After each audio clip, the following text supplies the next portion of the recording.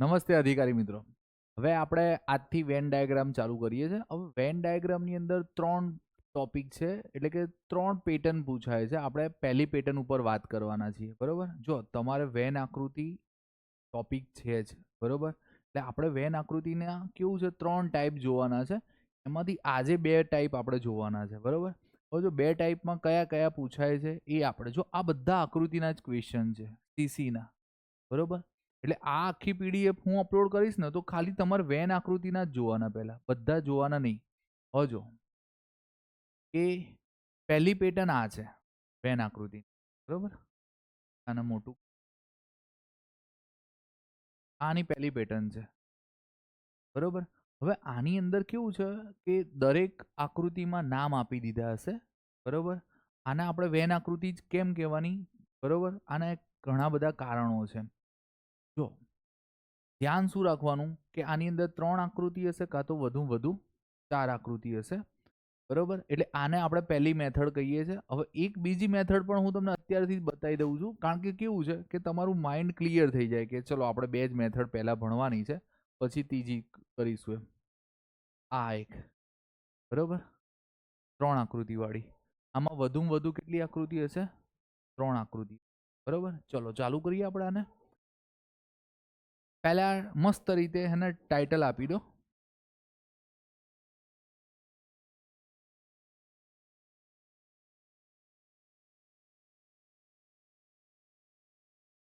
Van આકૃતિ, બરોબર? Van આકૃતિ હું મારી રીતે કેવું છે, મારા ઘરની જ સમજજો, બરોબર? 3 પેટર્ન લઈને ચાલુ છું. કેટલી? 3, બરોબર? પહેલી પેટર્નમાં શું છે કે એને ડાયરેક્ટ જ આપણે શું કહીશું? વેન આકૃતિ, બરોબર? એટલે કે કેવું છે 3 આકૃતિ, 1 2 અને 3, બરોબર? બીજી પેટર્નમાં મેં એ રીતે રાખ્યું છે કે આકૃતિ, વેન આકૃતિ નહીં, ખાલી શું? આકૃતિ, બરોબર?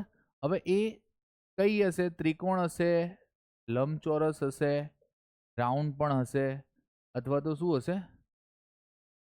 ચોરસ પણ આ બધી આકૃતિ ભેગી હશે, બરોબર? અને ત્રીજી સિલોલિઝમ, તમને કદાચ ખ્યાલ હોય કે આવું પૂછાય છે. બધા પુરુષ પક્ષીઓ છે. સિલોલિઝમ ખબર છે ને તમને? કે આજે જ શબ્દ સાંભળ્યો છે, સિલોક્સ, બરોબર? કઈ ના આવડે ને તો તમે અત્યારે આટલું લખી દો, બ્લોક, બરોબર? આ પણ આપણે શેમાં રાખીશું? વેન આકૃતિમાં. આ 3 ચેપ્ટર્સ આપણે વેન આકૃતિમાં રાખવાના છે. એમાંથી આજે 2 આવશે, બરોબર? હવે ધારો કે સપોઝ આપણે હું પહેલી પેટર્ન આપણે ચેક કરીએ, બરોબર? તો જો પહેલી પેટર્નમાં એક હું કરાવું છું અને એક તમે જાતે કરજો, બરોબર? આવડી જશે. શું લખ્યું છે? કેટલાક ખેલાડીઓ છોકરાઓ કે છોકરીઓ નથી. કેટલા ખેલાડીઓ શું ના હોવા જોઈએ? છોકરાઓ પણ ના હોવા જોઈએ અને છોકરીઓ પણ ના હોવા જોઈએ. હવે મને એમ કહો કે આ શું છે? ગર્લ્સ એટલે છોકરીઓ કહેવાય, હે ને? અને આ શું છે એમ કહો મને? બોયઝ એટલે છોકરા. અને આ શું છે? એથ્લીટ. એથ્લીટને શું કહેવાય? ખેલાડીઓ. હવે મને એમ કહો કે અહીંયા આ લોકોએ શું માંગ્યું છે આપણી જોડે? કે કેટલા ખેલાડીઓ, છોકરાઓ પણ ના હોવા જોઈએ અને છોકરીઓ પણ નથી, બરોબર? હવે મને એમ કહો આ ગર્લ્સનું તમે આ ચેક કરો, આ ગર્લ્સનું છે આખું રાઉન્ડ, તો આ 8 શેમાં આવશે? છોકરીમાં. આ 9 પણ શેમાં આવશે? છોકરીમાં. આ 25 પણ શેમાં આવશે? છોકરીમાં. અને આ 31 પણ શેમાં આવશે? છોકરીમાં. હજુ આની અંદર જાય છે એ આપણે પછી જોઈએ છે. આ બધી છોકરીઓ છે, આ બધી શું છે? છોકરીઓ. પણ આ ધારો કે હવે અહીંયા શું છે કે આ ત્રિકોણ જે છે ને, તો અહીંયા શું લખ્યું છે? 8. તો આ છોકરી પણ છે અને એ શું છે, ખેલાડી પણ છે, એવો અર્થ થાય આનો. બરોબર.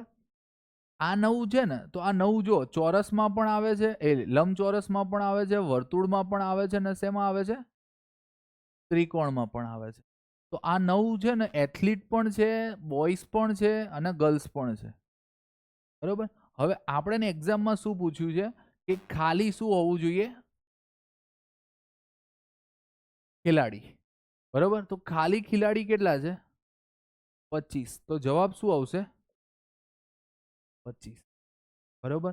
હવે છે ને આ લોકો છે ને દરેક વખતે બદલીને પ્રશ્ન પૂછે છે. આપણે એક ક્વેશ્ચન જોઈએ, હજુ એક બે સોલ્વ કરીશું, મિનિમમ 3 કરીશું આપણે. બરોબર.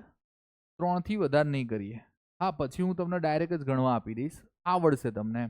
પણ આમાં કેવું છે, સ્પીડ તમારે જાતે વધારવાની છે થોડી ઘણી. આવ્યું? આને થોડું મોટું કરીએ એટલે તમને દેખાય.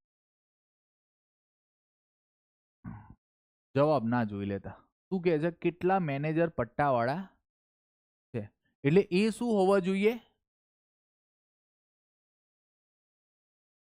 શું હોવા જોઈએ, મેનેજર પણ પ્લસ પટ્ટા વાળા, આ બંને હોવા જોઈએ. બરોબર. હવે મને એમ કહો, મેનેજર માટે શું છે, ચોરસ. બરોબર. અને પિયુન એટલે આ પટ્ટાવાળા કહેવાય ને, તો પટ્ટાવાળા માટે શું છે, ત્રિકોણ. હવે આ બંનેમાં કોણ આવે છે, મેનેજરમાં આવતું હોય અને પટ્ટાવાળામાં પણ આવતું હોય, એવા કેટલા છે, 16. પછી 4. તો 16 અને 4 કેટલા થાય, 20 થાય. તો જવાબ શું આવે. હવે આમાં ધ્યાન શું રાખવાનું હતું, આપણે આ ચોરસ પણ કવર થવું જોઈએ અને આ ત્રિકોણ પણ. તો 16 પણ કવર થાય છે અને 4 પણ. પણ આ 4 કેવા છે, એ એના વર્કર પણ છે, મેનેજર પણ છે અને પ્યુન પણ છે. 3 માં આવે છે. બરોબર. પણ આપણે એ લોકોએ જેવી ડિમાન્ડ કરી હોય ને, આપણે એવું કેવું છે, આન્સર જોવાનું છે આપણે. બરોબર. એમની ડિમાન્ડ જુઓ. હવે આ એક દાખલો તમારે ગણવાનો છે. એટલે કેવું છે, આપણે તમે પોપટ થઈ જાઓ. ખબર પડી ગઈ ને તમને? તો મિનિમમ આ લોકોએ દાખલા છે ને 10, 15, 20 જેવા જ પૂછ્યા છે. પણ આપણી સમજ શક્તિ કેવું છે, પીવાયક્યુ જોશો ને તો જ નિખરશે. ચલો આ દાખલો ગણો તમે.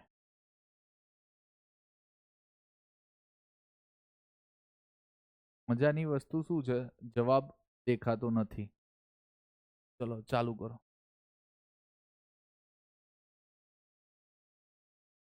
એવા કેટલા પુસ્તકો છે જેના પાના છે પણ પ્રકરણ નથી? પ્રકરણ એટલે શું કહેવાય, ચેપ્ટર, અને પેજીસ એટલે પાના, અને આને શું કહીશું આપણે, બુક. બોલો શું આમાં ડિમાન્ડ શું કરી છે એ જુઓ તમે.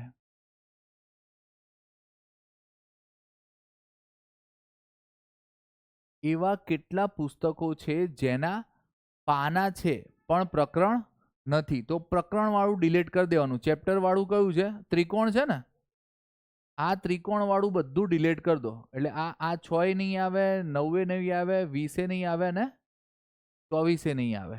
હવે આ 24 તો એકલી શું છે, બુક્સ. અને આ 21 એકલા શું છે, 19 અને 21 શું છે, આ શું છે, પેજ.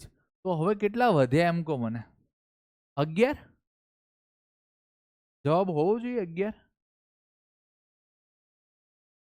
જવાબ તો હું લાવ્યો ને, તમે તો જોઈ રહ્યા હતા ને, નિહાળી રહ્યા હતા. એટલે થોડું મગજ ચલાવજો, આમાં ચલાવો. ચલો હવે કેટલા વાઘ શિયાળ છે, જો આ ફોક્સ અને ટાઈગર ઉપર કામ કરો.